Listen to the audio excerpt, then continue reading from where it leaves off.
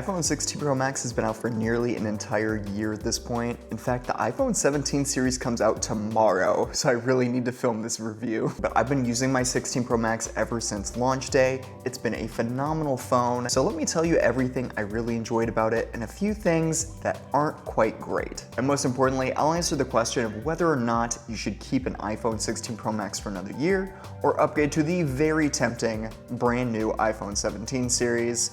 Let's talk about it. Starting with one of my favorite parts about the phone, and that is the design. Now, I went with the Desert Titanium model with 256 gigs of storage.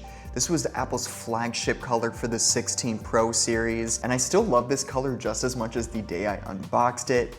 It's beautiful, it's very unique. It's a little bit pink at times, kind of like a soft gold at others. And the back is kind of like a rosy blush color that is just so classy to me. Now, if you remember the 15 Pro series, you know that Apple didn't do a ton different with the design of this phone. And one of the biggest things Apple did for the hardware of the 16 Pro series was changing the titanium. So with the 16 Pro Max, you get a much glossier titanium edge compared to the 15 Pro series that had kind of a more raw titanium feel around the edges, especially with the natural titanium model, which I had last year. But basically, Apple didn't try to break the bank reimagining the iPhone 16 Pro models. You still have the same all-glass back with the very, very nice camera element. And fun fact, this is actually one solid piece of glass in the back, and Apple actually machines this part around the camera edges, which is a very time-consuming and expensive process. So that's why the back costs so much money. Just a fun fact for you guys. But coming back to the titanium, you guys, it's a very strong material. This phone has had a couple minor drops, and you would never know because the titanium hides it very well,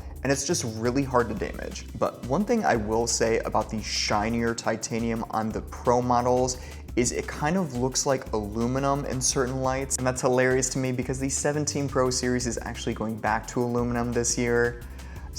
But let's not get it twisted, guys. The build quality is phenomenal. Even if the titanium does look like aluminum in certain lights, it's a very well put together phone. There have never been any creaks or any concerns about build quality at all. It's a very, very solid slab of a phone. And of course, this is Apple we're talking about, so premium is always on the menu. So moving to the front of the phone, we have that beautiful 6.9-inch Super Retina HDR display, and Apple slimmed down the bezels for the 16 Pro series. They are basically razor thin at this point. I can't imagine bezels getting much smaller than this because they would literally go to the edge of the phone, and I'm not sure how that would be for durability. And the display is absolutely a joy to use. The 120 Hz refresh rate is phenomenal. Everything loads very quickly. Apple truly has some of the best displays in the industry, and that's really all thanks to Samsung. Don't tell them that. And brightness on this display is awesome. I've used this phone plenty of times in direct sunlight, and while it does dim a little bit if you use it for a little bit too long in a warm setting, for the most part, it is able to keep up peak brightness very, very well when it's not overheating. And when you're watching HDR content, it's almost blinding how bright the screen can get. And I can't wait to see what the 17 series does, because those screens are going to be even brighter than this one. So one of the hidden stars of the show that makes this phone so great is the A18 Pro Chip in the back here. And let me tell you, this thing does not play around. No matter what I've thrown at this phone over the past years, whether it's 4K editing,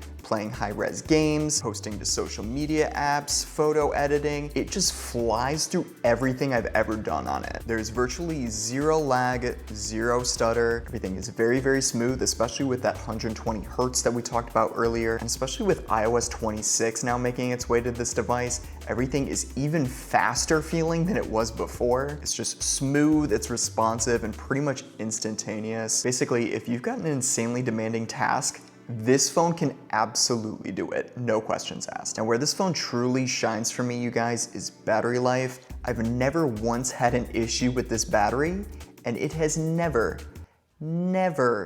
died on me in a single day. Even with filming, all that stuff, never died, never passed away, never deceased. Okay, I'm done.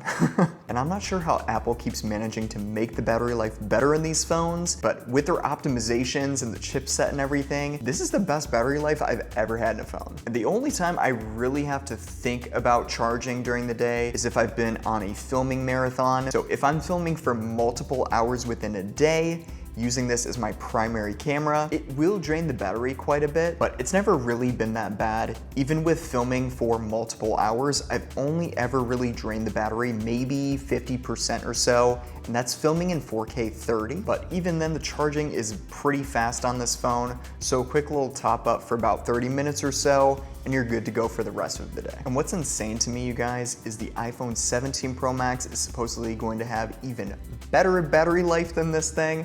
So I am very excited to test that out because that's a lot to live up to compared to this guy. And I'll show you guys some screenshots of my highest screen on time, but I can consistently squeeze out 7, 8, maybe 9 hours of screen time if I'm having a really hectic day on my phone. And that's even with using YouTube, editing on my phone, rendering video, literally all of that stuff it can handle. Oh, and Spotify, I listen to an absolute ton of Spotify.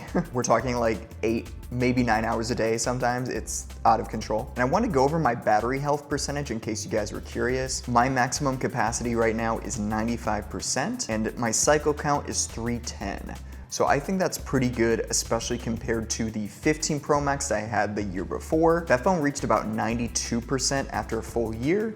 So it seems like the battery quality in the 16 Pro Max this time around is a bit better compared to the 15. So we gotta do it, you guys. Let's talk about these 3 gigantic cameras on the back here. For a phone, these are really exceptional cameras. They definitely rival shots I've gotten with DSLRs in the past, which I know is a crazy thing to say, but trust me, it's true. And from the main lens to the ultra wide to the telephoto, all of the lenses do a really great job of maintaining consistency, even though they don't all have 48 megapixels, but the shots just look so good coming out of these cameras. And I can honestly say, I think some of my favorite photos I've ever taken have come out of these cameras. And the detail, the dynamic range, the color accuracy, it's all just been phenomenal and has me so excited for the 17s. We can't talk about cameras without touching on video, and you already know it's phenomenal. Speaking personally, many of the videos I've filmed on this channel have been with my 16 Pro Max. Anytime you guys have seen that top-down shot onto my table during reviews or unboxings,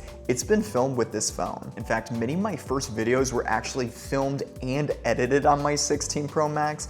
There's another little fun fact for you guys. And video quality has literally never been an issue with this thing. Now, I primarily shoot in 4K, 30 frames per second, and I can even do that on the front-facing camera and it still looks really good. It's difficult to tell the difference in quality versus the rear lens and the front lens when it comes to video, and that is a huge win for me. And everything is just really crisp, focus is nice and clear, and I especially love using the cinematic camera option. It's just really fun to use and it makes me feel creative, I'm not gonna lie. So one of the biggest new features when the 16 Pro Max came out was actually this little button right here, and that's the camera control button. And this was a big step for Apple. Now we've got 2 custom buttons on the phone that weren't there in previous models. While I'm a huge fan of the action button, I've got shortcuts tied to it. I really enjoy using that. The camera control for me is basically a quick way to open up the camera and take a quick shot. And don't get me wrong, Apple has actually done a lot with usability for this button. I remember when the phone first launched, it was a little bit oversensitive. Like you'd barely touch it and boom, you just took a picture. But now you can actually half press it to make it focus before taking the shot,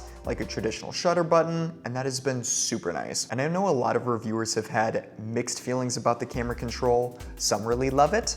Some wish it was never on the phone at all, but my honest take, you guys, is it's there if you want to use it, and if you don't, it's very tucked out of the way. In fact, you can actually turn the camera control button off entirely if you just rather not deal with it at all. And I think that's a great way of handling features like this. It's there if you want to make the most of it, but it's not being pushed in your face. So not a lot of people talk about this next category, but it's something that I personally look at because I listen to a lot of music on my phone, and that is the quality of the speakers. And somehow year after year, the iPhone speakers just keep getting better. And this time around, they are very, very loud and even more clear than they were on my 15 Pro Max. I'm not really sure how they do it because they don't have a ton of space to work with at this point, but the clarity, the depth of the sound, and even the bass for some songs has been really punchy, and cranking the phone up to a pretty loud volume, it's enough to fill a small room very easily, and the sound never really gets distorted or murky or anything like that. And watching videos and movies with it, or just listening to music, is a complete joy. And again, going back to the iPhone 17s,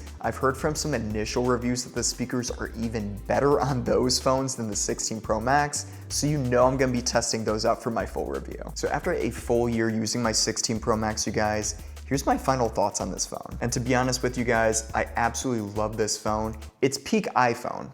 Don't get me wrong, but it delivers on everything you'd expect from an Apple flagship. You've got your incredible performance, a stunning camera system, truly exceptional battery life that doesn't quit for anything. And now here's the question I promised to answer at the beginning of the video.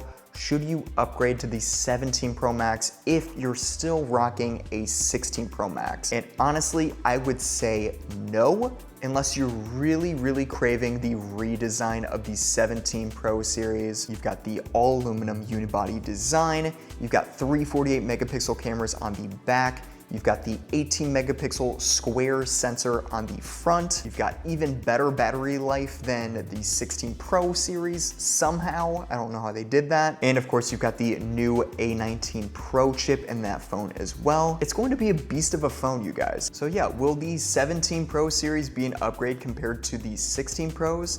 Of course, Apple designed it that way, but you shouldn't feel the need to upgrade unless you really want some of the new features or just the new design of that phone. I would honestly wait for the folding iPhone if I were you guys. Just go ahead and save your money, please. So there we have it, you guys. Another year and another iPhone in the books. Now I want to hear from you guys. What iPhone model are you currently rocking? Do you have any plans to upgrade anytime soon? Have you been swayed by the 17s, or are you gonna skip them? And as always, I really appreciate you guys. Thank you so much for watching. Please leave a like and consider subscribing. It does help me out an absolute ton. I'm Dan. I will see you guys next time. Have a good one. Peace.